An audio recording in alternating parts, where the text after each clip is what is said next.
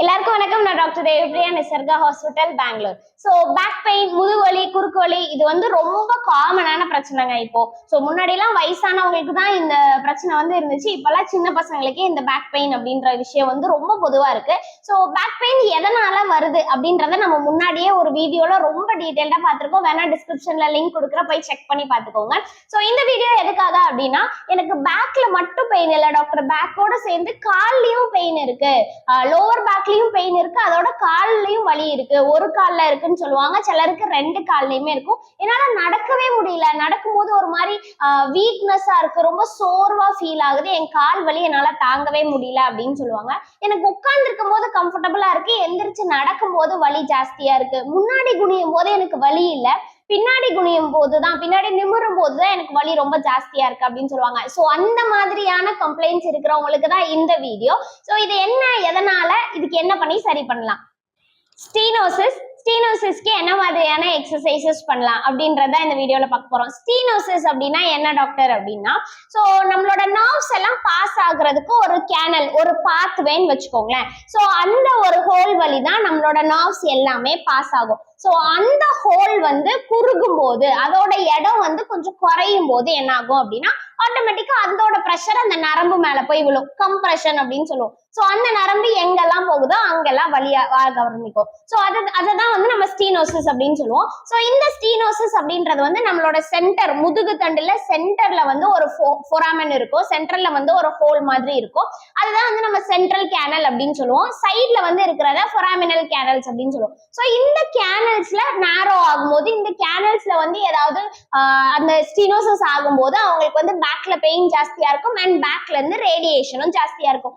எதனால இந்த ஸ்டீனோசிஸ் வருது அப்படின்னா, டிஸ்க் பல்ஜ்னால இல்ல டிஸ்க் ஹெர்னியேஷனால ஸ்டீனோசிஸ் வரலாம். ஸோ ரெண்டாவதான ரீசன் வந்து என்ன அப்படின்னா, அவங்க படியில இருந்து விழுந்துடுறாங்க, வண்டியில இருந்து விழுந்துடுறாங்க, sudden jerk of fall, so எங்கேயாவது கீழே விழும்போது அதனால கூட ஸ்டீனோசிஸ் வந்து வர்றதுக்கான வாய்ப்பு இருக்கு.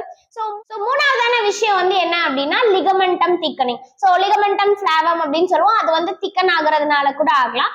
நாலாவதான விஷயம், ஏதாவது ஒரு போன், ஏதாவது ஒரு எலும்பு கொஞ்சம் ஜாஸ்தி வளர்ந்துருச்சு, சின்னதா வளர்ந்துருச்சு அப்படின்னா ஸ்பர் ஃபார்மேஷன் அப்படின்னு சொல்லுவோம், அதனால. சோ இந்த மாதிரியான லீசன்ஸ்னால கூட ஸ்டீனோசிஸ் வந்து வரலாம். சோ இந்த மாதிரி ஸ்டீனோசிஸ் ஆகுறவங்களுக்கு வந்து என்ன மாதிரி இருக்கும், என்ன மாதிரி சைன்ஸ் அண்ட் சிம்டம்ஸ் வந்து இருக்கும் அப்படின்னா, அவங்களுக்கு வந்து பேக்ல மட்டும் பெயின் இருக்காது, பேக்கோட சேர்ந்து கால்லயும் அந்த பெயின் வந்து ரேடியேட் ஆகும். ஒரு கால்ல வரலாம், இல்ல ரெண்டு கால்ல கூட வரலாம். இவங்களுக்கு வந்து உட்கார்ந்து இருக்கும் போது கொஞ்சம் கம்ஃபர்டபுளா இருக்கும், எந்திரிச்சு ரொம்ப நேரம் நிற்கும் போது, ரொம்ப நேரம் நடக்கும் போது பெயின் வந்து ஜாஸ்தி ஆகும். அண்ட் இன்னும் என்ன அப்படின்னா, அவங்களுக்கு வந்து பின்னாடி பெண்ட் பண்ணும்போது தான் பெயின் ரொம்ப அதிகமாகும், ஃபார்வர்ட்ல பெண்ட் பண்ணும்போது அவங்களுக்கு அந்த அளவுக்கு பெயின் எதுவுமே இருக்காது.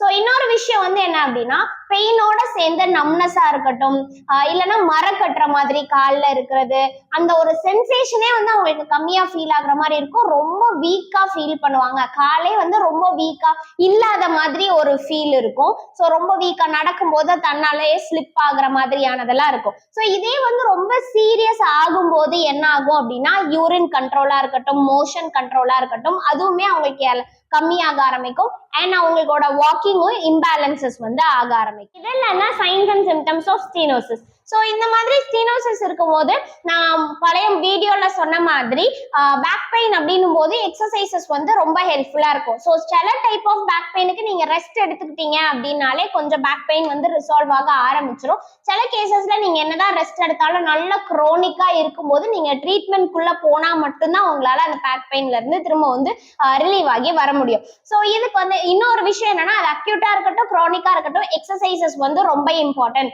நீங்க வந்து உங்களோட முதுகுல தசைகளை வந்து ரொம்ப ஸ்ட்ரென்தன் பண்ணி வச்சிருக்கணும் அப்படின்றத வந்து நான் சொல்லியிருப்பேன். ஸோ எப்பவுமே பேக் பெயின் அப்படின்னும் போது back strengthening exercises, core strengthening exercises ரொம்ப முக்கியம். ஸோ இந்த வீடியோல நம்ம ஸ்டீனோசிஸ் இருந்துச்சுன்னா அதுக்கான ஸ்பெசிஃபிக்கா ஸ்டீனோசிஸ் இருக்கிறதுக்கு என்ன மாதிரியான எக்ஸசைசஸ் பண்ணணும்னு ஸ்பெசிஃபிக்கா ஒரு 6 எக்ஸசைசஸ் நம்ம இந்த வீடியோல பார்க்கலாம். ஃபர்ஸ்ட் எக்ஸசைஸ், நீ டு செஸ்ட் எக்ஸசைஸ்.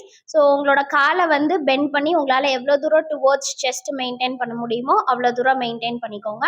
ஸோ இதை ஒரு 5 செகண்ட்ஸ் ஹோல்ட் பண்ணிட்டு நெக்ஸ்ட் ஆல்டர்னேட் லெக், நெக்ஸ்ட் லெக்குக்கும் பண்ணணும். ஸோ இது அரௌண்ட் ஒரு 5 ரவுண்ட்ஸ் பண்ணிக்கோங்க. ஸோ இஃப் சப்போஸ் அந்த பேஷண்ட்ஸ்க்கு வந்து நீ பெயின் வந்து இருக்கு, அவங்களால பெண்ட் பண்ண முடியல அப்படின்னா நீங்க வந்து கையை வந்து உங்களோட தைஸ்ல வச்சு ஹோல்ட் பண்ணி டுவோர்ட்ஸ் யுவர் செஸ்ட் வந்து ரைஸ் பண்ணிக்கலாம். ஸோ சேம் 5 செகண்ட்ஸ் ஹோல்ட் பண்ணணும் அண்ட் ஈச் சைடு 5 ரவுண்ட்ஸ் பண்ணிக்கணும் and morning 1 time, evening 1 time. So second exercise alternative leg raising. So leg வந்து ரைஸ் பண்ணிட்டு பிளான்டார் ஃப்ளெக்ஷன் எக்ஸ்டென்ஷன்னு சொல்லுவோம். ஸோ காலை வந்து ஃப்ளெக்ஷன் எக்ஸ்டென்ஷன் வந்து பண்ணணும். ஸோ ஈச் டைம் இது வந்து 5 செகண்ட்ஸ் ஹோல்ட் பண்ணிட்டு அண்ட் 5 ரவுண்ட்ஸ். ஸோ எந்த சைடு பெயின் இருக்கோ அந்த சைடு லெக் மட்டும் பண்ணிக்கலாம். ஸோ 2 சைடுமே பண்ணுறதும் நல்லது தான். ஸோ ஈச் லெக்லேயும் 5 ரவுண்ட்ஸ் பண்ணிவிட்டு அண்ட் ஸ்லோவாக நீங்கள் ரிலீஸ் பண்ணிக்கலாம். Dummy tucking exercise. ஸோ 2 காலையும் பெண்ட் பண்ணிக்கணும். பெண்ட் பண்ணிட்டு நல்லா உங்களோட அப்டமனை வந்து வயிறை வந்து உள்ள டக் பண்ணிட்டு அதுக்கப்புறம் மெதுவாக ரிலீஸ் பண்ணணும். ஸோ இது பண்ணும்போது என்ன ஆகும் அப்படின்னா நம்மளோட கோர் மசில்ஸும் நல்லா ஸ்ட்ரென்தன் ஆகும் அண்ட் உங்களுக்கே நல்லா ஃபீல் ஆகும். பேக்கில் வந்து ஆன்டீரியர் பெல்விக் டில்ட் வந்து போஸ்டீரியராக சேஞ்ச் ஆகிறதும் ஃபீல் ஆகும் அண்ட் உங்களோட கோர் மசில்ஸை ஸ்ட்ரென்தன் பண்ணுறதுக்கும் இது ரொம்பவே ஹெல்ப் பண்ணும். நீங்கள் வந்து வேணும்னா கீழே உங்களோட கரெக்டாக ஹிப்புக்கு கீழே வந்து ஒரு பில்லோ வச்சோ இல்லைன்னா வந்து ஒரு பெட்ஷீட் ரோல் பண்ணி கூட வச்சுக்கலாம். பட் ஸ்டில் உங்களோட பேக் வந்து மேலே ரைஸ் பண்ணக்கூடாது, பேக் வந்து கீழவே தான் இருக்கணும். ஸோ த நெக்ஸ்ட் எக்ஸசைஸ் என்ன அப்படின்னு பார்த்தோன்னா 2 கையும் மேலே ரைஸ் பண்ணிக்கணும். ஸோ ஆப்போசிட்டில் ரைட் ஹேண்டு மேலே ரைஸ் பண்ணிங்கன்னா லெஃப்ட் லெக்கு மேலே ரைஸ் பண்ணணும். பாடி வந்து மேலே லிஃப்ட் பண்ணக்கூடாது. சேம் எல்லாத்துலேயும் சொல்கிற மாதிரி 5 செகண்ட்ஸ் ஹோல்ட் பண்ணணும் and 5 rounds right side 5 round and left side 5 round பண்ணணும். ஸோ எல்லாத்தையும் ஈச் 5 செகண்ட்ஸ் மெயின்டைன் பண்ணி ரிலீஸ் பண்ணிக்கணும். ஸோ இந்த எக்ஸசைசஸ் பண்ணுறதுனாலையும் சரி, இதுக்கு முன்னாடி நம்ம பார்த்த எல்லாமே என்ன பண்ணோம் அப்படின்னா அந்த ஸ்டீனோசிஸ் அந்த நேரோயிங்கை கம்மி பண்ணி அண்ட் கம்ப்ரெஷனை ரிலீவ் பண்ணுறதுக்கு ரொம்பவே ஹெல்ப் பண்ணும். ஸோ நெக்ஸ்ட் எக்ஸசைஸ் என்னன்னு பார்த்தோன்னா ஃபிகர் 4 நீ டு செஸ்ட் எக்ஸசைஸ். ஒரு கால் மட்டும் பெண்ட் பண்ணிக்கோங்க, இன்னொரு கால் வந்து அந்த பெண்ட் பண்ணியிருக்க காலோட நீஸில் 4 ஷேப்பில் வச்சுக்கணும். கை 2ஐயும் உங்களோட தைஸில் ஹோல்ட் பண்ணி இன்டர்லாக் பண்ணிவிட்டு டுவோர்ட்ஸ் யுவர் செஸ்ட், உங்களோட செஸ்ட்டுக்கு டுவோர்ட்ஸாக நல்லா ப்ரெஷர் கொடுத்து உள்ளாடி வந்து ஸ்ட்ரெச் பண்ணணும். ஸோ இதுவும் சேம் 5 செகண்ட்ஸ் மெயின்டைன் பண்ணணும் அண்ட் 5 ரெப்பிட்டேஷன்ஸ். ஸோ எந்த காலில் வலி இருக்கோ அந்த காலை வந்து நீங்கள் பெண்ட் பண்ணியிருக்க லெக் மேலே வச்சுக்கலாம். ஸோ ஒரு சைடு வலி இருக்குன்னா ஒரு சைடு மட்டுமே பண்ணால் போதும், இல்லை எனக்கு 2 சைடுமே வலி இருக்குது அப்படின்னா நீங்கள் 2 சைடுமே பண்ணிக்கலாம். So as same 5 seconds hold பண்ணிட்டு 5 ரெப்பிட்டேஷன்ஸாக பண்ணிக்கணும். So the last exercise Shashankasana stretch இல்லைனா பேபி போஸ் அப்படின்னு சொல்லுவாங்க.